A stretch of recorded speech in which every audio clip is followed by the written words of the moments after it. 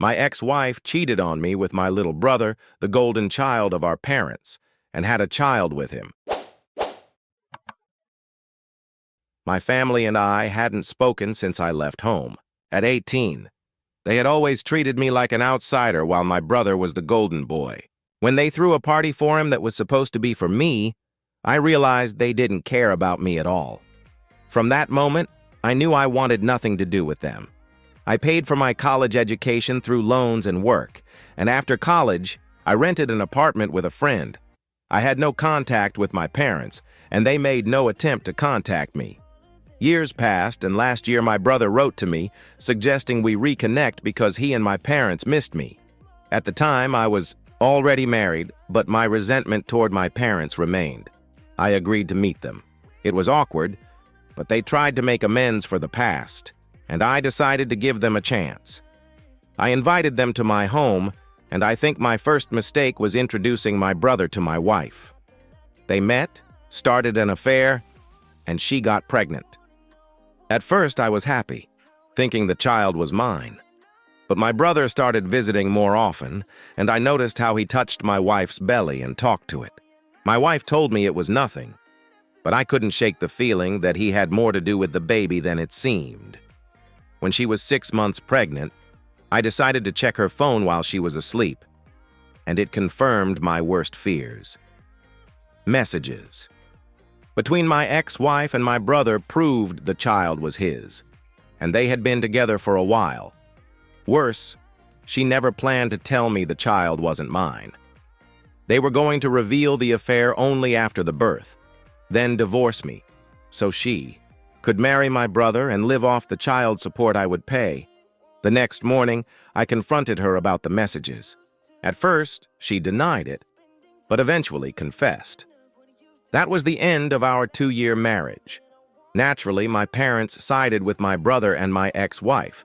All their talk about how we were both important to them turned out to be lies. When they announced our divorce and her decision to marry my brother on social media, the whole family supported them. Nobody cared that they had destroyed my trust and mental health, or that my ex-wife had lied to me for 6 months, claiming the child was mine. I felt like I had lost not just my wife, but also the baby. My parents said it was for the best, and refused to acknowledge that my brother had wronged me. They even said I should be happy my brother and ex-wife had found happiness, and that I should join their celebration. I cut them out of my life again. The divorce was messy. I lost a lot of money in my car because my family backed her. With a lawyer's help, she made up a story about me being toxic and controlling, claiming I made her quit her job, which had been her own decision. My family supported her lies, saying they cut contact with me because of my alleged misogyny and anger issues. There was enough fabricated evidence against me that I lost a lot financially, but at least I kept the house. Once the divorce was finalized, I was simply relieved it was over and that I wouldn't have to see those people again. Thankfully, in my state, there's no waiting period for divorce, and my ex didn't contest it, so I got it done quickly. I wanted to move on. It was hard to forget, but I threw myself into work and self-improvement to put that nightmare behind me. It paid off. 2 weeks ago, I got a promotion. Better position, higher salary, new company car. I was overjoyed and decided to treat myself to dinner at one of my favorite restaurants. Unfortunately, I made the mistake of posting about it on social media. A day or two later, my mother contacted me asking me to come over. I was puzzled. We hadn't spoken since the divorce, and they had supported my ex's lies. I ignored her for a couple of days, but then she started calling nonstop. When that didn't work, she came to my workplace, refused to leave, and caused a scene with the receptionist. It was humiliating, so to get her to go away, I promised to visit them in a few days. When I arrived, I learned they had used the divorce and child support money to move into a bigger house for the baby, who had been born 3 weeks earlier. I assumed the support money was also covering bills, but I didn't care much. It was now only a small part of my income. My brother wasn't home and my ex was sleeping, so only my parents spoke with me. I didn't bother making small talk. and waited for them to get to the point. After 5 minutes of silence, my father blurted out that my brother had lost his job and that the money from child support and the divorce settlement wasn't enough anymore. They had seen my post about the promotion and hoped I could help them now that they were short on cash. My parents are long retired, my brother has no job, and my ex obviously wasn't planning to work anytime soon. Naturally, child support wasn't enough to sustain a family of 5, especially with a newborn. I understood this, but I was shocked they even had the nerve to ask me for money after everything. I said nothing at first, then decided I wasn't going to put up with it. I stood up and left without a word. When I reached the door, my brother was standing there. My parents begged me to stay and listen, but my brother just froze when he saw me. I walked past him into the rain toward my car. They followed me, asking for help one last time. This time, my brother spoke. He had always been smug and arrogant, a result of how our parents raised us, so it was strange to see him asking for help. Clearly, things were bad enough that they had convinced him to do it. Still, I lost my patience and told them to leave me alone and go beg on the streets if they needed money so badly. A random stranger would probably pity them more than I ever could. I got in my car and drove off, leaving them in the rain. I won't lie. It felt satisfying to finally treat them the way they had treated me my whole life. It's been 2 days since, and now I'm wondering if I did the right thing. My mother keeps texting me, and I feel guilty for not helping. I know I have plenty of money, and giving them some wouldn't be difficult, but after everything they've done, it feels like they're just using me. Update 1, I decided not to help them. It was an important decision because I initially felt guilty for abandoning them, but then I realized they had treated me badly my whole life, even during the divorce. Why should I hesitate to do the same to them now? I told my mother to stop harassing me or I'd get lawyers involved. This, of course, made them angry. A few days ago, my brother came to my house to talk. He said he was sorry for how I was treated as a child, but he couldn't help it because by nature he's just better than me, which is why our parents favored him. He also said I should stop acting weird toward our parents because any normal parent would have done the same in their situation. So I should pull myself together and help them instead of holding childhood grudges. I laughed in his face and told him to spend his time looking for a job instead of trying to manipulate me. That seemed to hit a nerve, and he started yelling that I was just jealous because not only our parents but also my ex-wife preferred him over me. He said I was being vindictive by refusing to give them money. I told him he was right. I was being vindictive, and there was nothing he could do about it.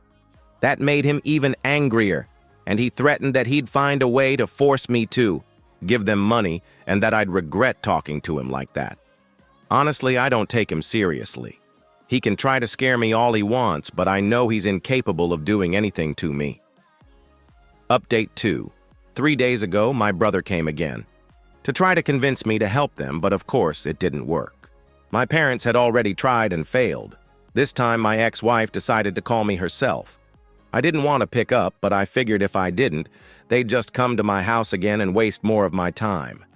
She started in a very polite tone, saying she understood I wasn't obligated to help after everything they'd done, but that she wanted me to be the bigger person.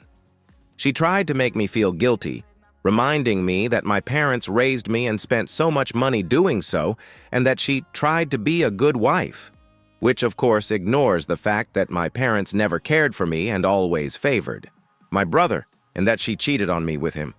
I told her I pitied them, but I was already spending too much unnecessary money on child support she didn't deserve.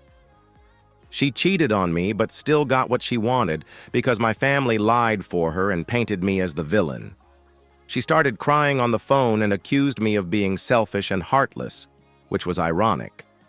When I still refused to help, she said my brother was right and that I'd leave her no choice but to take me to court. She threatened that she would demand an increase in alimony and drag me back to court again to humiliate me. Honestly, I would like to see how they would do it.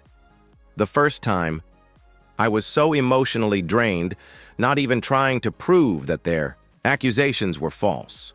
I was never toxic or controlling, as they claimed, so she had no excuse for cheating, and she didn't deserve a single penny from that divorce. But back then, I didn't care.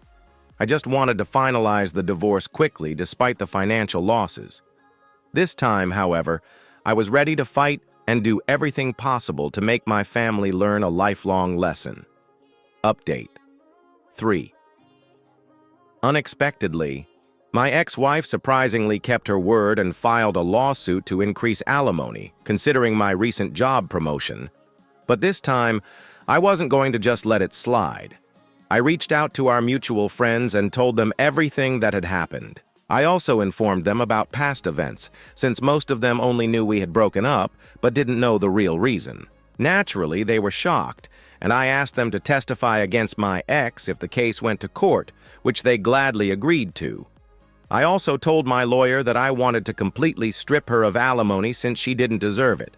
In the past few days, I have been collecting all the evidence proving that my parents and brother are terrible people who never considered me an equal and are now after the money I started earning after my promotion.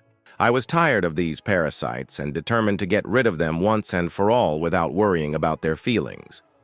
I managed to convince several cousins, who had seen me being treated as an outcast in my own family, to testify in my favor. They agreed, even though we had never been particularly close. My lawyer was pleased with the materials we had gathered and said that the case would be nearly flawless, and we could very well count on a complete cancellation of alimony. Everyone knew that she had cheated on me, but the reason she gave painted me as the villain and my brother as the hero who saved her. It was all a lie. While the first time I didn't try to fight, this time I was determined to restore justice, and I succeeded. My family had nothing to say when I presented several videos from friends and relatives who recorded statements in my favor, confirming that everything my parents and brother had said about me was false, and that I was nothing like they had portrayed. I think they expected it to end as easily for them as last time, but now I was no longer emotionally vulnerable. Honestly, after going through all of this, I became much stronger. And yesterday, it was officially confirmed that, in light of the new information that came to light, I was no longer obligated to pay alimony to my ex-wife. I was probably the happiest person in the world when I realized it was finally over. It was incredibly satisfying to see the smug smiles completely disappear from my family's faces, and my ex-wife looked like she was about to burst into tears. But now I didn't care about her tears. I was just glad that this chapter was over. I thought I would go home, order something delicious, and watch a movie. But of course, my family had to do everything possible to take away at least a drop of my happiness. When I was just a few meters from my house, I noticed my brother's car parked outside. I was puzzled as to why he was there, but I went home anyway. And there they were, the whole family, standing at my door, blocking my way. I was very surprised and didn't know what to say, but I decided to act like it didn't bother me. I told them to get off my property if they didn't want me to call the police. Then my father began saying that I should be ashamed of what I had done. He lectured me about how I had no sense of responsibility to my family and that I had betrayed them by refusing to help when they needed me most. When he finished, I refused to respond or engage in any dialogue, just stood there silently. I didn't want to give them the satisfaction of thinking they could provoke me, because I believe that was their goal, to push me into an emotional breakdown so I would do something stupid. But I'm not stupid, and their desperate measures wouldn't have helped them anyway, which they should have understood long ago. My silence only made them angrier. My mother demanded that I show respect to my father and talk to him, but I still stayed silent. I could see them getting more and more nervous because they clearly hoped for a big argument, but it wasn't happening. After a few more shouts, my brother finally snapped. He grabbed me by the collar and tried to hit me, but my father managed to pull him away. My brother yelled that I was a jealous loser who would never achieve anything, which was honestly hilarious considering it came from an unemployed man who still lives with his parents and begs his brother for money to survive. Anyway, I told them, They had better leave or I would really call the police, and given that they still had some sense, it would be wise for them to get out within the next 5 minutes. Gritting their teeth, they did leave. But before that, my mother made one last attempt to shame me and get me to give them money. That didn't work either, and they finally left.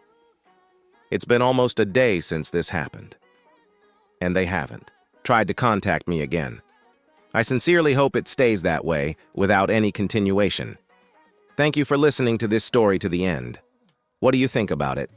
Write in the comments.